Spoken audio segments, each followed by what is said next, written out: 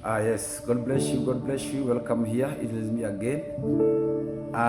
This message belong to true Christian. So hii si habari ya kila mtu, bali ni habari ya watu wa Mungu peke yao, especially the so called people of God.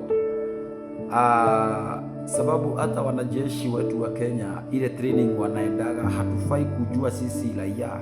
Kwa hivyo pia hii message si ya watu wote, hii ni ya mtu ambaye ako safari moja na Jehova. Sikiliza sasa, mtu wa Mungu penye huko, just pay attention, alaini very clear, utabarikiwa. Wewe ambaye uko katika safari moja na Jehova, kuna kazi Mungu amekupea. Ukisaitekeleza, basi utakuja kutoka katika hii dunia na kuenda where you belong. Sasa nisikilize tu kwa makini.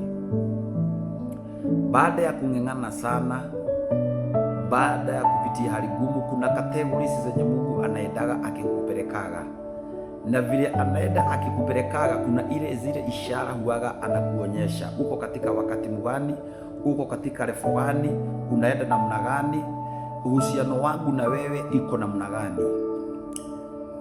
Na ukiangalia hata wana wa Israeli alipowatoa Misri, safari ile ilikuwa ni ya kuwapeleka Canaan. Kuna vile alikuwa anawanenea to the levels. Hata kuna pale utapata kwa Biblia akakuja akaambia Musa, mahali hapa mumekaa kwa muda mrefu sana, sasa amkeni twende mwende. Mara walikuwa wanaenda na levels mpaka wafike. Hata wewe mtu wa Mungu ambaye uko katika safari pamoja na Jehova, na sababu ya safari hii ni ufanye kazi ya Mungu, alafu mwisho ukisha kamilisha, Jehova atakupeleka kwenye wenzetu waliko. Sasa lazima Mungu, kuna ishara tofauti atakuwa akikuonyesha kulingana uko katika level gani, uko katika wakati gani, mpaka utamatize. Moja hapo ya mtu wa Mungu ambaye ameanza safari, ishara ni hii. Ukiona ukiwa unatengeneza barabara, uone kwa ndoto unatengeneza barabara, unapiga mawe, unatengeneza. Sasa uelewe katika wakati huo ndio unatengeneza mambo. Kwa hivyo ukiona unapitia hali ngumu, elewa uko katika wakati gani. That is why nimekwambia Mungu atakuwa akikuonyesha ishara fulani ama akikunenea kwa njia fulani, ili ujifahamu na ujielewe, usikuwe confused, sababu hawa watu wanakuwa na a lot of challenges. Ingine ukiona ukiwa kwa samba, uone kwa samba, basi uone unachimba, ama uone, wacha nitumie hii, uone ukipalilia chakula, unaambiwa sasa vumilia, sababu ushapanda ni kupalilia. Kwa hivyo hauko bali uanze kuharvest. Ile kazi unafanya haujabakisha, bali uanze kukula matunda yake, ama uanze kuharvest. Sasa na Mungu sana sana anakuongeresaga ili usiwe confused, sababu most of time challenges ni mingi sana, vita ni mingi. So kuna vile unaweza kuwa confused, uone it is like upungukiwe na imani na ukose kukamilisha ama kutamatisha safari ile. So Mungu huaga anakuongeleza, sababu God is very faithful, so that you can be able to understand you are in which season. So ukisaelewa uko katika kupalilia, uelewe sasa basi kuvuna haiko bali, sababu tukitoka kwa kupalilia tunaendaga kwa kuvuna. And also let me remind you, God is not like a man mwenye anaweza danganya. Unafaa uamini Mungu 100% na usisikilize mafundisho ya watu wengine. Just concentrate with the voice of God. Do you know ile kitu ilituma mtu anaitwa Ibrahim chief? It is because he was only concentrating with the voice he had pale mbele. Mungu akatokelezea Ibrahimu akamwambia, nitakubariki na mtoto, na ndani ya huyu mtoto kutatoka wafalme. Akamrejelea mara ya pili na akamrejelea mara ya tatu, and it came to happen, akapata yule mtoto ambaye ni Isaka. Sasa huyu mtoto kabla hata aoe na azae, ili wale wafalme alikuwa anaambiwa watatoka kwa ndani yake wakuje. Sasa tena the same God akakuja akamwambia Ibrahimu, sasa chukua huyu mtoto ukamfanye ibada. Sasa Ibrahim alielewa, this is a test and I have to overcome the test, sababu kuna Mungu aliniambia ndani ya hawa watoto kutatoka wafalme, lakini sijawaona. Kwa hivyo huyu mtoto hakufi. This is just a test, and that is what happened. Wakati Ibrahimu alichukua mtoto akiwa amemlaza pale, akiwa amechukua kisu juu, sauti ya Mungu ikamtokelezea akamwambia, basi nimekwisha elewa Ibrahimu, si kujifanya unajifanyaga, bali hakika unanipenda. Sasa wachana na mtoto huyo, angalia pande mwingine. Hapa ndipo akapata mbuzi ya kufanya ile ibada. Sasa sikiliza kwa makini sana, ile kitu itakusaidia ukiwa katika safari. Usijaribu kusikiliza hata wa mapasta wako huku TikTok. Nataka kukuadvise, sababu most of them watakuletea messages za confusion. They will bring you messages of confusion. Usifikiri, sikiliza hii mafundisho mingi sana zimejaa hapa. The only thing you have to listen is the voice you heard pale mwanzo. And because our God is very faithful, nimekwambia ukianza safari moja na Mungu, lazima atakuwa anakunenea. Kuna ishara fulani atakuwa anakuonyesha. Sababu ya hizi ishara ni usije ukajanganyikiwa, uelewe uko katika wakati gani. Haya, sikiliza kwa makini. Ukiota unakula matunda, uone unakula matunda huko kwa sababu unakula matunda. Sasa Mungu anakuambia sasa wakati wako umefika wa kukula matunda ya kazi yako. Mzazi wa physical, ukimzaa mtoto umsomeshe from nursery school, primary school up to university, utagharamika sana. Lakini mara tu atakapotoka university na ajiriwe, ataanza kukubariki. So utaanza kukula matunda ya kazi njema uliyoitenda from primary school up to university. So kwa hivyo ukiota katika ndoto unakula matunda, unaambiwa wakati wako wa kukula matunda ya kazi umeishi kufanya, basi imefika. Na ukiangalia hapo hata mambo ya physical, utaanza kuona tu maisha twako tumeanza kuchange. Kuvaa shati ilikuwa ni shida, utaanza kuona ai sasa hungangani. Kuna vile Mungu anatuma misaada from nowhere. Kuna vile unapata, yani sasa hata kanyumba ulikuwa unakaa siku ya giribiri ume upgrade, umeenda sasa bed sitter. Yani kuna mambo hata physically utaona imeanza kuchange. So nimesikia tu nikuja na hii ujumbe sababu hizi ni vitu nishapitia mimi mwenyewe. Juzi nikaota nikiwa kwa that is why I told you. Mimi most of teachings na kufundishaga through experience. Wakati mwingine nikaota nikiwa kwa saba kama ninachuna matunda ya apple nikikulaga. Niliota kukiwa Friday.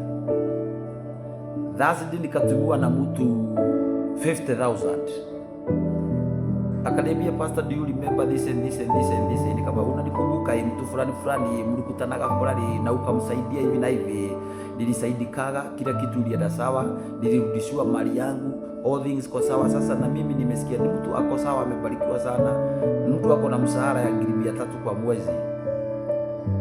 Sasa unasikia nilikuwa nimeota nikikula hapo. The following day nikapigwa simu, mtu akaniambia kuna kitu umeona kwa simu. Hata sikuwa nimeangalia. Kaniambia unakumbuka mtu fulani mwaka fulani ulisaidia pale fulani. Okay, sasa mimi dimi huyo sasa nimesema nimekukumbuka tu, nikasema mambo yangu ilienda sawa. Hata ile kitu tulikuwa tunaombeaga niliuza na kila kitu ikakuwa sawa. Sasa nikaona nirudisha shukrani hiyo. Na umesikia nimekuambia nilikuwa nimeota kama ninakula matunda ya apple. So most of my teachings, ladies and gentlemen, mimi nitakufundisha kwa vitu mimi mwenyewe zime happen. Sikuleteagi mimi stories za hearsay. Na kuleteaga kitu mimi mwenyewe. Hiyo ni safari nimekuwa nikienda na Mungu. God is very faithful. Na wakati hizo ndoto zilikuwa zinanitokezeaga sana. Naota nikiwa kwa barabara natengeneza. Saa zingine ninaota nikiwa kwa samba ninachimba. All those things. So ninakufundisha wewe ambaye ni mtu uko katika barabara moja na Jehova.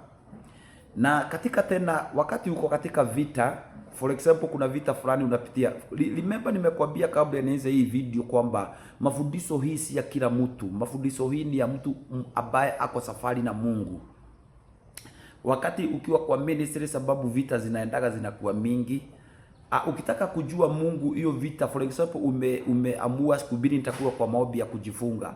Ukitaka kujua kama Mungu amekupigania ile vita, utaota ama utaona kwa maono ishara ya hii msipi ya wrestling. Ukiona msipi ya wrestling imesimama mbele yako, vile vile ukiishika unaambiwa ushavitana, usashindana vita uliokuwa unapigana.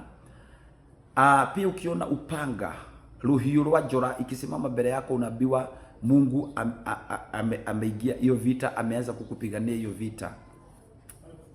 Sasa hapa ndipo ninakwambia ishara hizi ni za mtu ambaye ako safari moja na Jehova. Mtu huyu ameitwa na Mungu ama kimnike ama ajibike katika nafasi ya kufanya kazi ya Jehova. Mungu hata kunyamazia.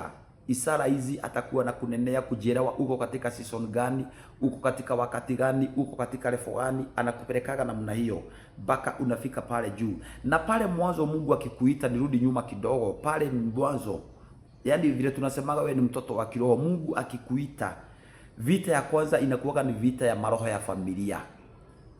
Utaanza kuletewa watu wa kwenyu wenye wako na mambo ya ushirikina. Utaanza kuona sangazi yako akikukibisa, unaanza kubomoa misingi ya kwenyu. Mungu akupelekagi nje, vita ya kwanza inakuwaga ni ya kwenyu. Maroho mabari muko na iruka. Utaenda kisiso like ya mwaka mzima ukipigana na mambo ya nyumbani. Hii ndoto unaona hii, unaletewa hii, unaletewa. Yani utakwanza utaletewa habari za kwenyu, misingi za kwenyu, mapepo ya kwenyu, maroho ya kwenyu yenye ukienda mbele. Kumbuka Gideon alipoitwa na Jehova akapigania wana wa Israeli vita dhidi ya wa Gideon wa I don't know, they were Moabites. Kabla ya kwenda safari Gideon wakati alifanyisha Mungu test ili ajue kwamba ni Mungu anampatia kazi. Alipofanya mtihani na Mungu akapata kuelewana, akaelewa kwamba ni Mungu anamuita. Tunamuona Mungu pale kabla ya Gideon sasa aende vita. Aliambia Gideon sasa, rudi kwenu ukabomoe madhabahu ya baba yako. Do you know Mungu alijua Gideon akilienda vita na madhabahu ya baba yao ikiwa igali iko hai na inanena, igemsubua sana kule mbele. And that is why most of us are preachers. Unaona all of a sudden mtu ni pastor ati amesikwa na kiskado kwa kanisa, mara amelala na mshirika mara nini. Ukiangalia hakuvuja misingi ya kwao, ndio hizi bado inamfuata. Unapata zile vitu baba yake alifanya akiwa pastor bado anazifanya. That is why nimekwambia Gideon hangelienda vita mapepo ya kwao ikiwa ya gari yananena na yanasimama, igemzuia. Huku kwetu ni kwa falme wa giza, hiyo mambo unafanya kwetu hakuna pastor, wewe ni nani? So Mungu kwanza, battlefield ya kwanza inakuwaga ni kwenu, mambo ya kifamilia. Ukishatoka hapo, naongeleza mtu ambaye ako na kazi ameitwa na Jehova. Ukishatoka hapo vita ya pili inakuwaga ni hii. Nisikiliza kwa ingine, vita ya pili. Vita ya kwanza itakuwa ni maroho ya familia. Vita ya pili ni ya watu wanaitagwa Wayahudi. Ukianza ministry, ukitoka kule kwenyu, ukiacha flat kwa sababu Mungu sasa akikutuma unatokaga nje. Ukitoka nje, vita ya pili inakuwa ni ya watu wanaitwa Wayahudi ama watu wa Mungu. Sasa hapa ndipo hiyo ndio vita sasa. Hiyo kutakuwa na kipindi tena ya kupigana na hawa mapasta wa Filisti wengine wanajifanya ni watu wa Mungu, Wayahudi wachawi. Kumbuka Paulo akapatana na mtu alikuwa anaitwa Barijesu. Biblia inasema Barijesu Myahudi aliyekuwa na roho ya kukagua akawa anazuia Paulo kunenea habari za injili njema, lakini Paulo akamwambia Jehova na akukanye. Barijesu akapigwa na upotovu akakosa kuona tena. So vita ya pili ni hawa watu tu wa Mungu, Wafarisai waliopiga Kristo. Hawa watu tu Wayahudi walio na roho ya kukagua wanajifanya, Wafilisti wengine wanajifanya watu wa Mungu. Haya, hiyo vita sasa ukisa ipigana. Vita ya tatu sasa, nisikilize kwa makini sasa, utaanza kupigana na maroho ya ulimwengu. For example, Mungu amekutuma ukuje uweke kanisa hapa. Maroho ya hii kila area ina ile maroho inatawala hapo. Hiyo ni vita sasa. Hapa ndipo Joshua aliambiwa na Mungu, popote utafika utafikisha miguu yako na ukegwa hale othe wakinyitha na maguru maku ukegwatira. You know, occupy wherever you will go, you occupy that area. So hiyo itakuwa sasa tena ni vita ya tatu sasa, ndio sababu umekuja kupanda madhabahu ya Mungu hapa na maroho ya laini hii ni kinyume na hiyo. So hiyo ni vita sasa ili ukubalike katika ile area. Sasa hiyo ni awamu ya tatu sasa. Hiyo vita ukishapigana hiyo vita sasa, ukishatoboa sasa, hapo ndio unaona mambo yako usakonka kwenu, usakonka hawa Mabarijesu, usakonka sasa hata ufalme wa area, ufalme wa dunia sasa. Nisikiliza kwa makini. Hiyo ni vita, hizo ni levels Mungu anakupelekaga. Huwezi itwa ukue pastor utoke kwenyu na uende uweke kanisa. Adhari sio, unasikia kwa wachungaji wengi, wacha niwarudishe nyuma kidogo, tunafunguaga kanisa tukifungaga. Unasikia mtumishi anakuambia mimi nilifungua kanisa kama 5, ya 6 ndio ilikuja kufaulu. kwa sababu hiyo safari inaendaga namna hiyo. Labda uliitwa na ni kweli na ukasikia mwito, automatically ukatoka ukaenda Githurai ukaanza ministry, lakini uliacha kama mapepo ya kwenu ama maroho ya kwenu alimo maroho mabali muku na iruka marugamite makiaria. So kwenyu kwina kigongona kia ngoma, wewe tuone Ngai uhurane na kigongona kiu no teithia andu a Ngai, wathi wambiriria kigongona kia Ngai utambite kuiga kigongona kiria gia kwa nyuthi, itakupiga sana. Na that is why nakwambia, unasikiaga most of pastors, unasikiaga kanisa yenye ilifaulu ni ya 3 ama ya 4. These are the mistake we actually do. Sasa nisikilize kwa makini sana ndugu yangu na kaka yangu, wewe ambaye uko katika safari hii. Ishara hizo niisha kunenea ni ishara za kujifahamu na kuja. So usikuwe confused. Wakati utaota ukiwa unapalilia, ukiangalia katika ulimwengu hii ya physical utaona uko na shida. Sababu hiyo ni wakati wa kupalilia, lakini wakati wa kuvuna ukianza kuota ukivuna, kuna mambo hata ufalme wa physical utaona yameanza kuchange. Ulikuwa na shida ya kukula chakula mzuri, ulikuwa na shida ya kuvaa mzuri, ulikuwa na shida hata ya kukaa nyumba mzuri. Kuna vitu utaona zimeanza kubadilika. Hiyo ni baadhi tu ya mambo ya kujifahamu na kujielewa. Uko katika level gani na unaenda safari yako mnaendanisha aje na Mungu. So I think I came with a strong, I will create a better than, but that's just a samples. So God bless you Rajiran Waidere. I wish you the best day. We shall talk again. Asanteni sana.